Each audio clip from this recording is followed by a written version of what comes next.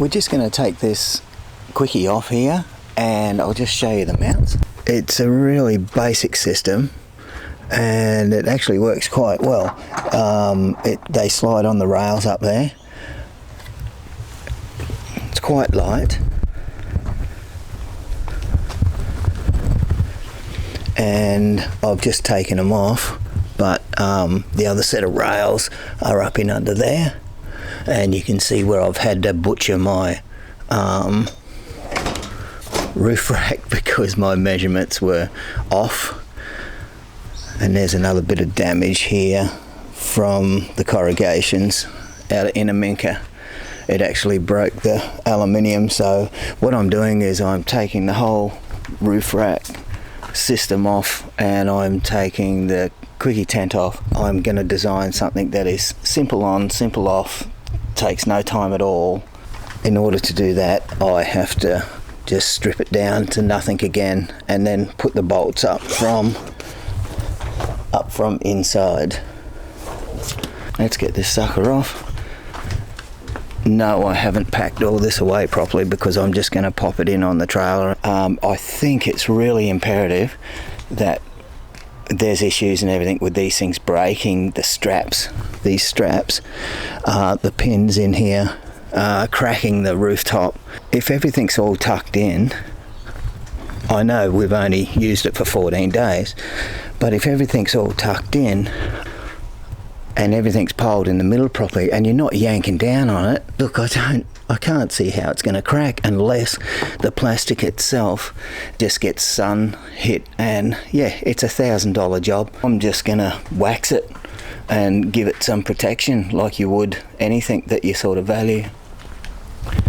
Alright, so I'll just get Deb out and we'll rip this thing off and then we'll pop him up and then we'll give you a look at it and we'll see how it goes and then start fitting a new system because it needs it. But as you can see, it fits in well. I was like 20 mil off, and so all of this stuff had to come off with the grinder. It was last minute stuff, and so now I'll just patch it up and make it look good.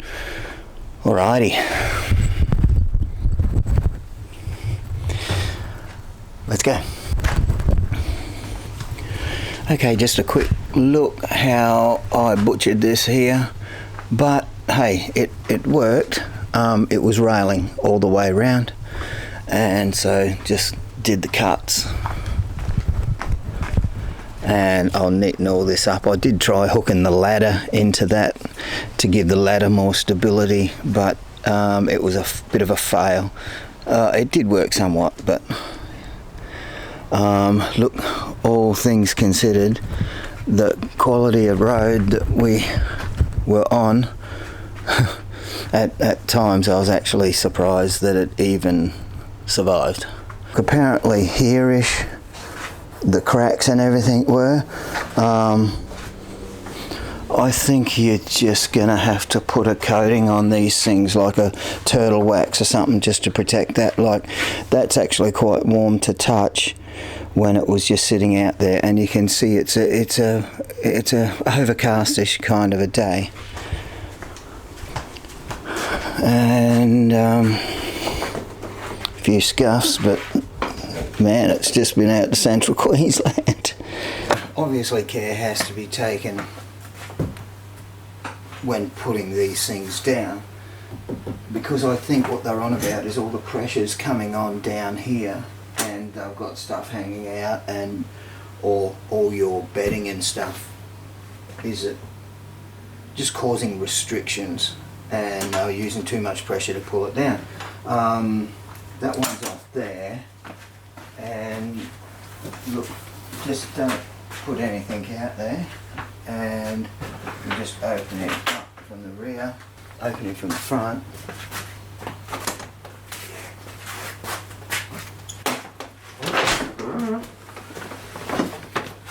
Now here's a trick, guys. These windows have got to be open and up.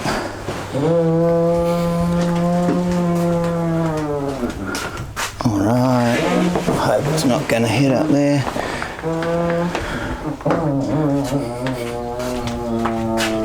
And look.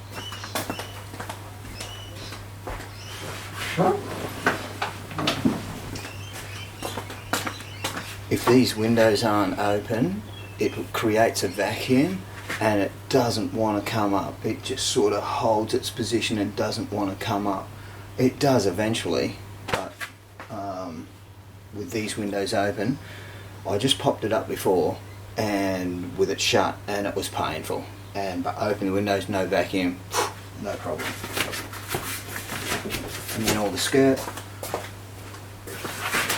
I think this is a case where if you do it right, it's going to be good.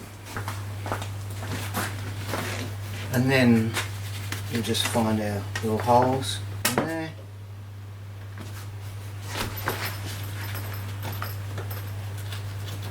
Heading out.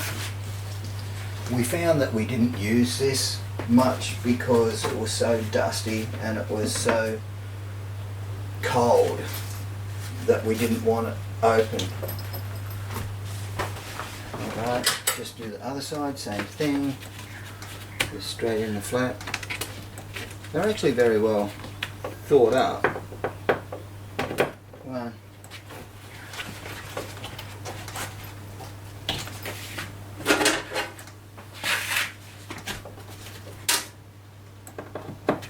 Two.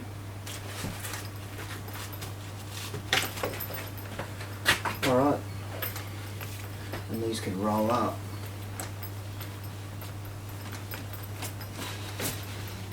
If it's packed away properly, I don't think you're going to put any pressure up on the roof.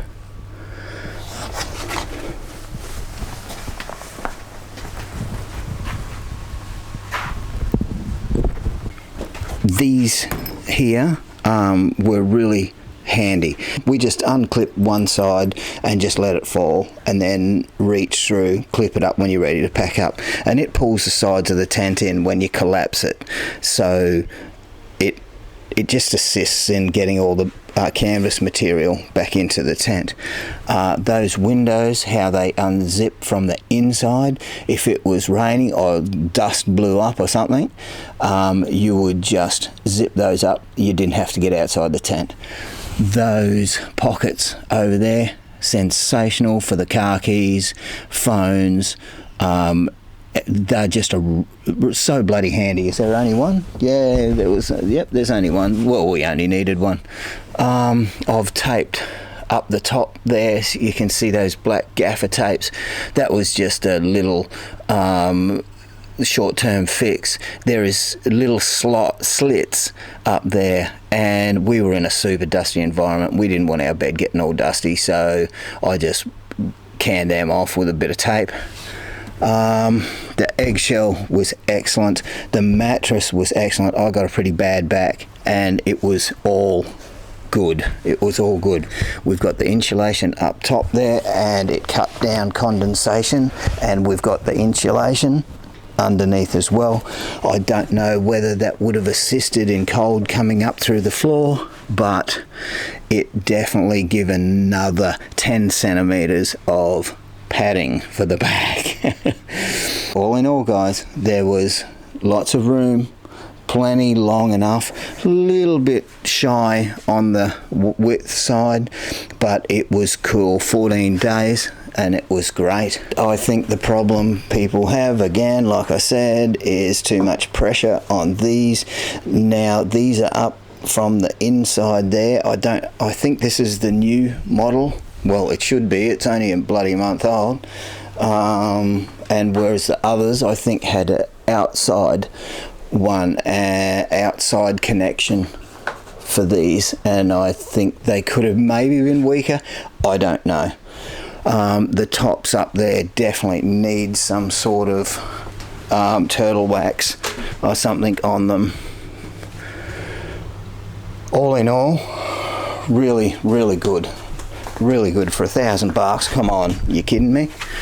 All right, the underneath mounts, as I said before, I'm going to reconfigure my roof rack so as it's just simply slip on, slip off, and it's just going to work a lot better than it did. And that's basically it in a nutshell, my friends. That is it's a $1,000 rooftop tent that pops up really quickly. One man pack up. With this, I found when I pulled it down, and if Deb was busy, I would just push it down with my knee and hold it into place, so as I had two hands to do these clips, because that can be a pisser getting that through there. But hey, if that's all we're going to complain about, that's pretty good. All in all, very cool.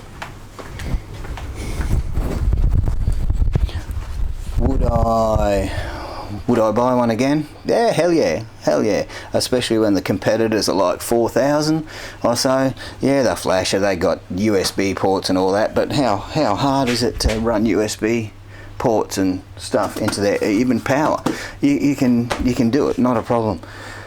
A rich man only buys once.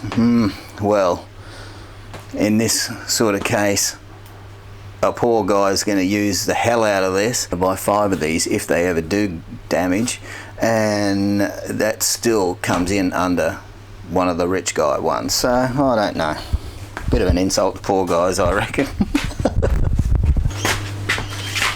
Watch these guys, can be a finger pincher, but you only do it once. Okay, would we buy this again? Hell yeah. For $1,000. I know we've only done 14 days straight in it. We couldn't fault it, really. It did its job, it worked well, there was no faults, the zippers were good, the mechanisms were good, so long as you tucked everything in properly, so as this meshed really well together, it wasn't a problem, really. We left our bedding in there. We had a couple of large sleeping bags, a doona, 4 pillows. There was a lot of gear in there. It shut down nicely, and here's the kicker, not one bit of dust got in that on the roads that we were going in. And if you've seen some of my videos, you see the roads that we took, and for no dust to get in there, absolutely bloody amazing. Like I said, leave these windows open, set up and pull down, because it doesn't allow an airlock, which plays havoc with the sides bugging out, and when the actuators try and bring it up by itself, there's a vacuum lock in there and it's blowing out and it's being real, it makes all these weird noises and everything. But when that's up, boom boom, up straight away. The way I see it, you can buy 5 of these to one expensive one, and if you're using it all the time, you're going to get value for money out of it. $1,000, come on.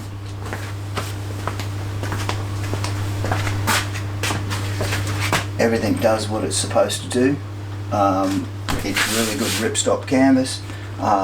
We didn't have any rain, but we've hosed it down a few times, hosed all the dust off it. As soon as the dust that came off of it, and no dust went in. Alright, I hope this helps with your decisions. It was a good decision for us. It was a rush job putting it on, had to butcher shit up there, but I'm going to repair that and make it a slide on slide off, because we're running a Black Wolf, which is an excellent 3-minute setup. It's a turbo 300, it's a 3-minute setup, but we'll use that for base camps when we're staying in the same place for like 4 or 5 days, except if it's up in the Cape or something like this, gets you up away from crocs, snakes, big spiders, that sort of stuff. And we got a Big Daddy Deluxe for just quick one night overnighters somewhere local here, Conondale, Glasshouse, Bluff Creek, something like that. This is a tourer. This works so well as a night on, next night on, next night on, next night on, travel night, travel night, travel night. These things work so good because they're a quick and easy setup. You can do it by yourself. easier if you have 2 people, but you can certainly do it by yourself. Sometimes Deb was tied up and I got it nailed probably 5 minutes, probably 2 minutes longer than if I had someone to help. Would I buy it again? Hell yeah, very good. I can't wait to fit it properly, and I can't wait then to use it a hell of a lot. Hope this helped you out with your decisions that you're going to make with your touring gear. This is budget gear, but you know, ripstop, the stitching's good, it's quality. Even budget gear's gone up a level here. I would definitely consider, when you're looking at the alternatives, I'd definitely consider one of these guys. It worked great for us. It was warm, wasn't a hell of a lot of condensation. I think the insulation up in the roof there would have helped with that, and that gets bloody hot in the sun, so you need to do that. Just go to Bunnings or somewhere and get a sheet of it. Any comments or anything that you want to leave, or any more questions with this, just feel free, just leave it. Hope it helps with you making your selections. Catch you next time.